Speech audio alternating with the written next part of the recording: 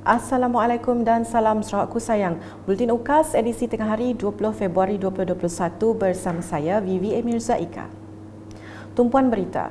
Kementerian Pendidikan Malaysia KPM telah mengumumkan pembukaan sekolah di negara ini bermula 1 Mac 2021 yang melibatkan murid prasekolah tahun 1 dan 2. Menteri Kanan Pendidikan Datuk Dr. Razzie Jidin dalam sidang media pada Jumaat memberitahu pembukaan semula sekolah tersebut adalah bagi memberi ruang kepada guru membiasakan anak-anak dengan prosedur operasi standard SOP baharu. KPM telah membuat keputusan supaya murid prasekolah, murid tahun 1 dan murid tahun 2 akan ke sekolah terlebih dahulu. Ini akan memberi ruang kepada guru-guru untuk membiasakan anak-anak ini dengan SOP baru di sekolah dan juga untuk guru-guru bersama-sama dengan ibu bapa mencari kaedah terbaik berkaitan dengan penyuraian anak-anak pada akhir persekolahan. Manakala bagi tahun 3, 4, 5 dan 6 pula akan bermula pada 8 Mac ini. Dalam pada itu, Datuk Dr. Razzie turut memberitahu pembukaan sekolah bagi pelajar sekolah menengah kerajaan dan swasta di Sarawak akan bermula pada 5 April ini. Dan tarikh untuk murid sekolah menengah adalah pada 4 April 2021 bagi kumpulan A, iaitu negeri Johor, Kelantan, Terengganu dan Kedah. Manakala untuk kumpulan B ia akan bermula pada 5 April 2021. Tambah beliau lagi, pelajar College Vocational untuk Sijil Vocational Malaysia tahun 1 semester 2 dan Diploma Vocational Malaysia tahun 1 semester 2 akan memulakan pengajian pada 1 Mac ini. Katanya sekolah antarabangsa dan IPS kategori pusat termasuk pusat tuition boleh dibuka bermula 8 Mac 2021. Berita seterusnya, Kerajaan Sarawak sentiasa menyokong pertubuhan bukan kerajaan NGO di negeri ini menjalankan aktiviti-aktiviti untuk rakyat, khususnya golongan kelainan upaya OKU. Menteri Kebajikan Kesejahteraan Komuniti Wanita Keluarga dan Pembangunan Kanak-kanak KWKPK Sarawak, Datuk Seri Fatimah Abdullah berkata, sokongan itu diterjemahkan dalam bentuk pemberian geran. Kita melihat bahawa kemudahan yang dari segi sistem sokongan dan juga pemulihan, kerja-kerja pemulihan untuk anak-anak kita ini, children of our OKU children ini. We see very good work done by NGO such as Wishes Land. Kita dapat lihat bahawa ada beberapa, kita sudah kenal pasti beberapa buah NGO yang dah menjalankan kerja-kerja pemulihan dengan baik sekali, dengan baik sekali, dan dengan segitu kerajaan tentu sekali menyokong dalam khususnya memberi grant untuk membantu dalam aktiviti yang dijalankan. Beliau berkata demikian ketika berucap selepas melawat Persatuan Cerebral Palsy bahagian Kuching dan Samarahan Wishes Land bagi memantau pematuhan SOP pada Jumaat. Datuk Seri Fatimah turut mengumumkan pemberian dana berjumlah RM20,000 kepada Wishes Land bagi kerja pemulihan dan rawatan serta program yang dijalankan untuk kanak-kanak Cerebral Palsy di situ. Ujarnya ia merupakan hasil kerja keras dan kecemerlangan yang ditunjuk oleh Wishes Land dalam mengendalikan rawatan dan pemulihan kanak-kanak Cerebral Palsy.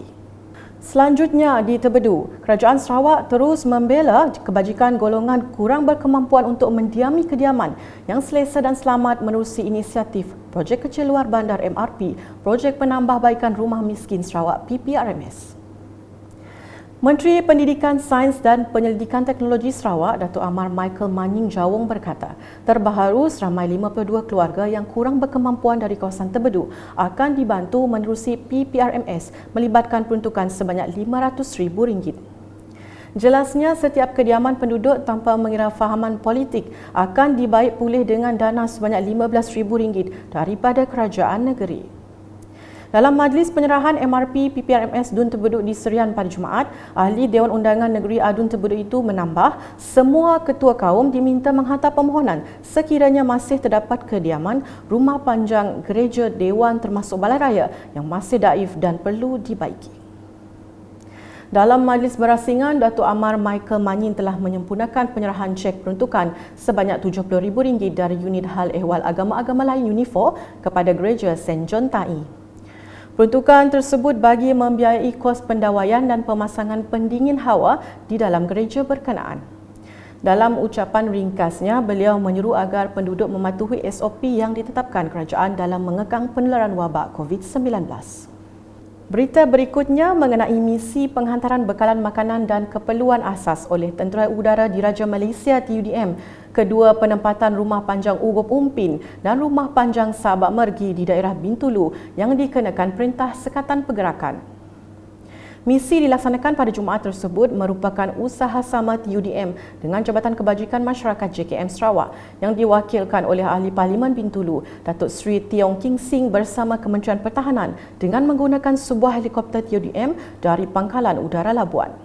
Penghantaran menggunakan helikopter EC-725AP dari nombor 5 Skuadron bermula pada jam 10 pagi dan selesai sepenuhnya pada jam 1 petang. Masih dengan laporan agihan bantuan makanan. Kali ini sebanyak 100 set bakul makanan diagihkan kepada penduduk Rumah Panjang Let Selindung, Engkelili oleh Jabatan Kebajikan Masyarakat Bahagian Seri Aman pada Jumaat. Ia susulan rumah panjang tersebut telah dikenakan Perintah Kawalan Pergerakan diperketatkan PKPD bermula 18 Februari hingga 4 Mac 2021 ekoran penularan wabak COVID-19 di penempatan itu. Sepanjang tempoh PKPD itu, segala pergerakan penduduk dipantau dan diawasi bagi mengekang penularan wabak berkenaan. Beralih ke laporan banjir, hujan lebat yang berterusan sejak beberapa hari lepas telah mengakibatkan seramai 858 mangsa banjir ditempatkan di 12 pusat pemindahan sementara PPS melibatkan bahagian Kuching dan Samarahan. Menurut Jawatankuasa Pengurusan Bencana Negeri JPBN Sarawak dalam kenyataan media pada Sabtu, setakat jam 8 pagi, bahagian Kuching merekodkan seramai 538 mangsa daripada 163 keluarga yang telah ditempatkan di 5 PPS di daerah Kuching dan Lundu. Jelas kenyataan itu, daerah Kuching telah membuka 3 PPS iaitu PPS Dewan Sinar Budi Baru yang menempatkan 144 mangsa, PPS SJKC Chonghua Sungai Tengah 223 dan PPS Dewan Masyarakat Setapuk 88. Daerah Lundu pula, 2 PPS yang dibuka adalah PPS Balai Raya Kampung Paun Sematan dengan menempatkan seramai 19 mangsa dan PPS SK Paun Temaga Sematan seramai 64 mangsa. Manakala bagi bahagian Samarahan, seramai 320 mangsa daripada 95 keluarga ditempatkan di 7 PPS iaitu PPS Balai Raya Kampung Sungai Empit dengan seramai 35 mangsa, PPS Dewan Sorah Kota Samarahan 48, PPS Dewan Masyarakat Kampung Pangkalan Kuap 160, PPS Surau Kampung Bukit Berangan 6, PPS Kampung Meredang Lumut 11, PPS Dewan Serbaguna Kampung Entingan 47 dan PPS Balai Raya Kampung Nangka 13. Sekian edisi Tengah Hari bersama saya Bibi Emir Zaika dan kru penerbitan. Berita lebih lanjut boleh didapati di semua platform media sosial UKAS termasuk portal ukas.sarawak.gov.my dan pastikan anda subscribe UKAS channel di YouTube. Salam UKAS.